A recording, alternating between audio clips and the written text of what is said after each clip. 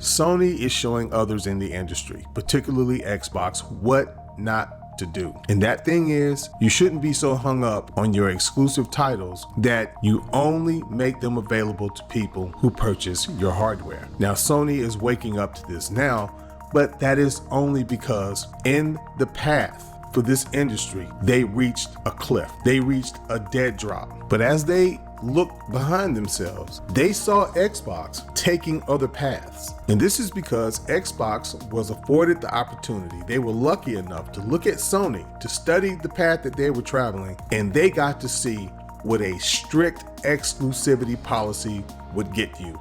It would get you at that cliff. It would get you at that bottomless dead drop. And they were afforded the opportunity to avoid that by taking other paths. If you are following behind someone through a field of landmines, you have an advantage. Because if they go a certain route and that route is safe, if they don't get blown up, you know that is the route to go. If they go a certain route and they get blown up, well, you pretty much know maybe I shouldn't walk in that direction.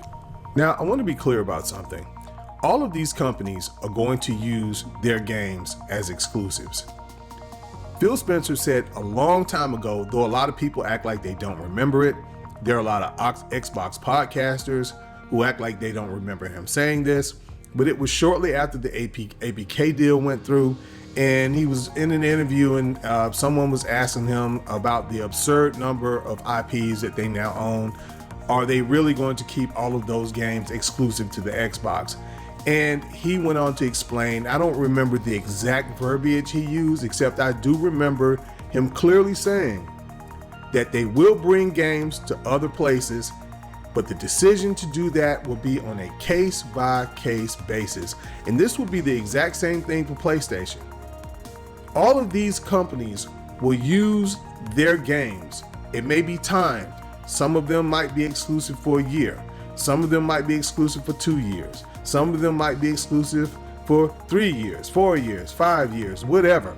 Some of them might bring them to other places when they're about to come out with a new iteration of that particular game. They might be coming out with a part 2. So they say, oh, I tell you what, let's give everybody a taste of this universe. Let's give everyone a taste of this game's universe. Let's put part 1 out there and let's let other people play part 1. That way, if they really like it, when it's exclusive to our console, they have a choice. They can either wait on the day that we announce that it is coming to their console, or it's coming to, but it's going to come to the PC. Or they could go ahead and they can either get Game Pass and play it right now. Like if you're a PC owner and you don't have Game Pass yet, maybe you want to get Game Pass. You can get Game Pass on many other pieces of hardware. I think they have it now where you can get it on a television, or they're planning on making it where you can get it on a television. Anyway, it's going to be in a whole lot of different places. You're not going to necessarily have to have an Xbox. Now, that's another thing too. People keep saying that by Xbox sharing their games, that means that the Xbox is valueless. Well, you know what? You can pop off at the mouth and say that, but most people who are saying that know that the market for consoles is the market for consoles. People want consoles for a whole lot of different reasons. And a lot of times it has nothing to do with exclusive deals. You know, it has nothing to do with it. It has something to do a lot of times with the cost of it. But now it's getting to the point where the cost of a console, especially now that they're going to make money off of them, because Xbox also in the future, along with Nintendo and Sony, Phil Spencer has as much as hinted so, that they're going to start making money off of these consoles. When we get to this next Xbox, this hybrid, now that is the one thing that's over. They're going to start making money. Get ready for that thing to cost some money. It's going to be a PC. This is a smart move, and I'll tell you why. It's going to get to a point where these consoles are going to cost so much money, people are going to start asking themselves, why do I need to get a console? I can just go ahead and get a PC. These consoles are going to end up costing somewhere between $800 and $1,000 pretty soon. It looks like what Xbox is doing is they're saying, hey, look, let's just go ahead and make our next console a PC. And behind the scenes, we know they're probably talking to people like Epic, and we know that they're talking to Steam, and we don't know the exact details, but we've been given enough information to know that something is going on, and Xbox is about to try to do something that no one in the console industry has done yet. But the one thing that this PC, this hybrid console PC, is going to have is still all of the luxuries that come with a console. Ease of use, to be able to plug it up anywhere, the convenience of being able to take it upstairs, downstairs, wherever you want to take it. And consoles are just, in general, just easier to deal with. I mean, PCs aren't a pain in the neck like a lot of people, say it is. A lot of times people have to exaggerate, but sometimes you do encounter things that may be a little bit frustrating with the PC, and you end up having to do some things to try to figure out what the hell is going on.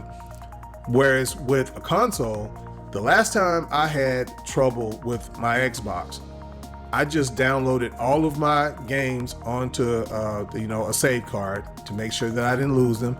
And I just did a factory reset. I could not figure out what the hell was going on. The console was saying that I was connected to the internet, but every time I tried to use a piece of software, it would give me a message saying I need to be connected to the internet. And I spent some time trying to figure out what the hell was going on. I tried all kinds of things.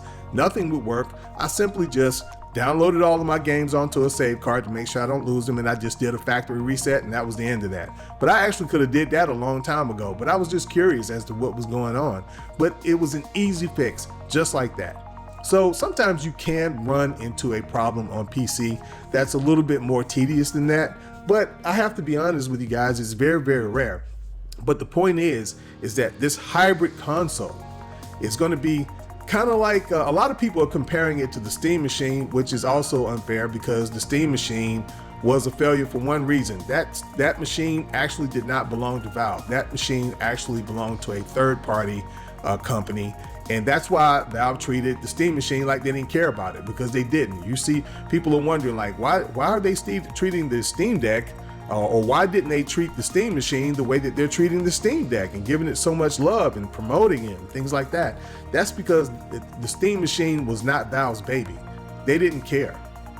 So this isn't going to be the case with Xbox. Xbox is going to care about their console PC hybrid, and believe me, it is going to get lots of promotion. Another thing that's about to happen that's pretty good with consoles is I believe these people are going to stop coming out with so many versions of consoles. I believe that these consoles, already we see that the generations for the consoles are lasting for a long time. I mean, if Nintendo can do it, anybody should be able to do it. I mean, Nintendo has really been getting down in that light, but I mean, they're just now about to, everybody's so happy to see that or to hear that their new console is going to be on the level of a PlayStation 4. So there you go. So, but yeah, that's another thing too. I think when you buy these consoles, you're going to find yourself being able to hold on to them even longer.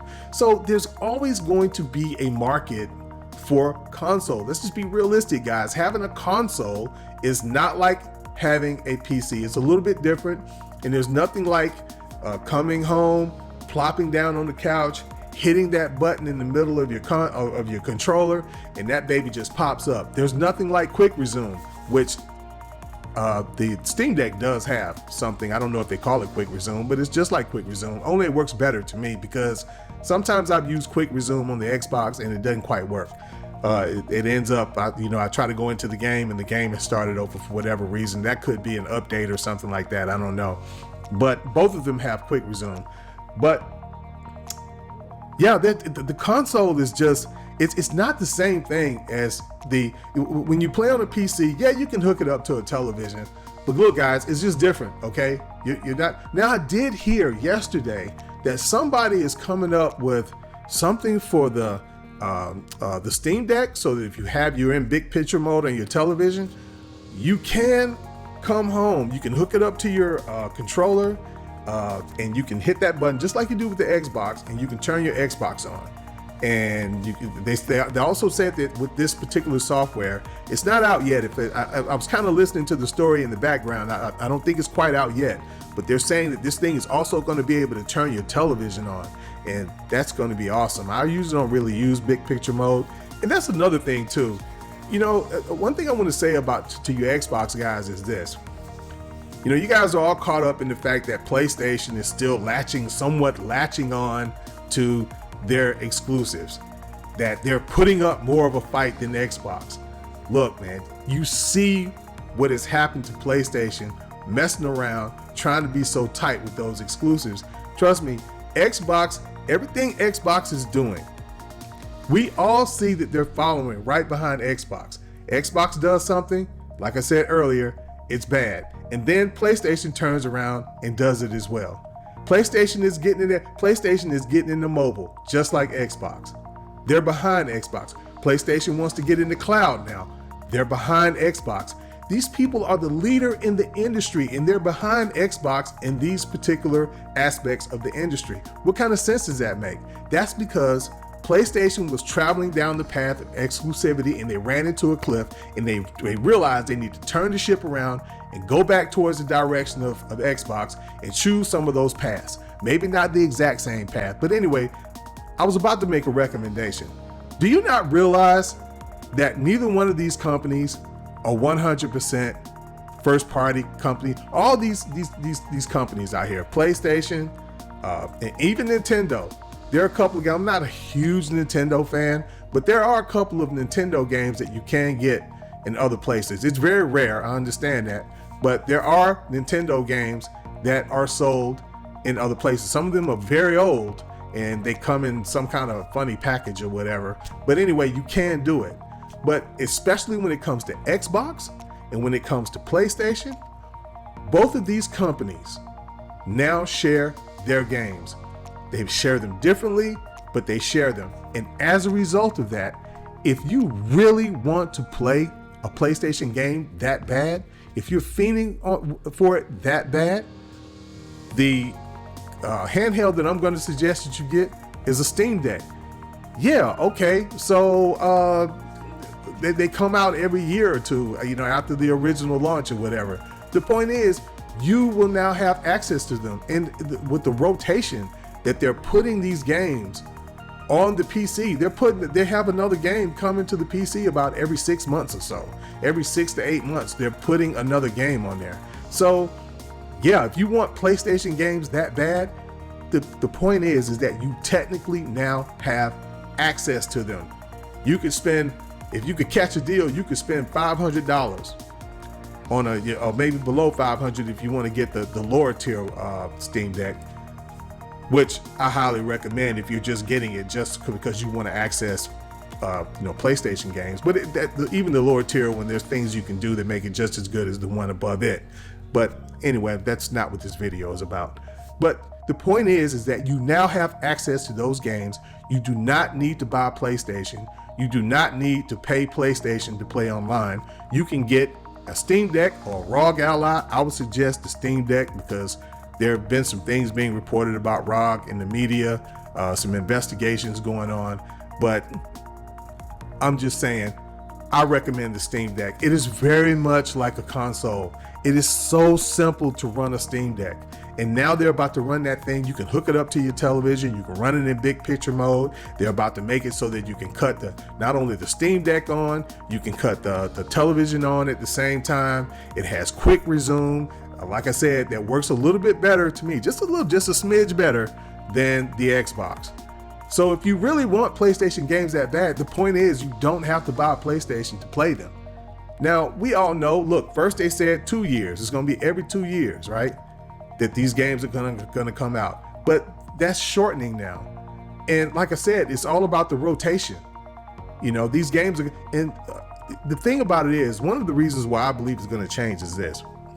Any PC gamer that has a serious thirst for PlayStation games that badly, they already own a PlayStation 5. Everyone else is like me. They're like, hey, either they own a PlayStation 4 and they're totally satisfied with the PlayStation 4 version. It's like Ghost of Tsushima. I still play Ghost of Tsushima on the PlayStation 4. I'm going to buy it on the PC, but I'm not going to buy it brand new. And that's the situation that PlayStation is going to find themselves in. Now, I know that they're just trying to study the situation. They're trying to get their footing. I'm just telling you where I think they're going to land for a whole host of reasons. And then there's marketing. A lot of times now you got these big AAA kings and queens out here, these big games like God of War and all of that, games on that level that hit the PlayStation to big fanfare because there are YouTubers out here who are promoting the game for PlayStation. So PlayStation is doing a little marketing, and then you got all these YouTubers out here that's making YouTube videos about these most exciting, the top tier PlayStation AAA hitters. But a lot of these games are hitting the PC to very little fanfare. A lot of people don't need because PlayStation isn't marketing them. PlayStation puts all of their marketing dollars into the console version. They pour tons of money, unbelievable amounts of money into marketing for the console, hardly none for the PC. And people, most of these games, people aren't going to be in such a rush to buy them on launch day. That's just all there is to it. The excitement will be, it will have died down, and all of the PC gamers who did want to play it that badly, they're that addicted to PlayStation, they already own a PlayStation. So they're not going to be sitting there like people say, well, if you want to buy it, buy a PlayStation. Yeah, more than likely, if a person wants to play it that bad, if they're as thirsty as you are for the game, which is nothing wrong with that, I'm not knocking that, I'm merely making a point that if they're that thirsty for the game, you don't need to tell them that. They probably already went out and did that. They probably already own a PlayStation. And the person that you're talking to online, who clearly doesn't because you had to tell them that, they just don't feel that exact same way. They see the game, they want to play the game looks like a great game, but if they're on PC, it's one of many great games. In fact, if you're playing on anything now, it's good to be a gamer. There's tons of great games out there. It's just that some gamers just aren't as thirsty as others. If you're thirsty for those PlayStation games, you probably already quenched your thirst. You probably already have it. There are a lot of PlayStation gamers out there who still have the PlayStation 4. You know, and they're not budging. Even to the point where the new COD is now going to play on the PlayStation 4. The last generation console owners are still being catered to.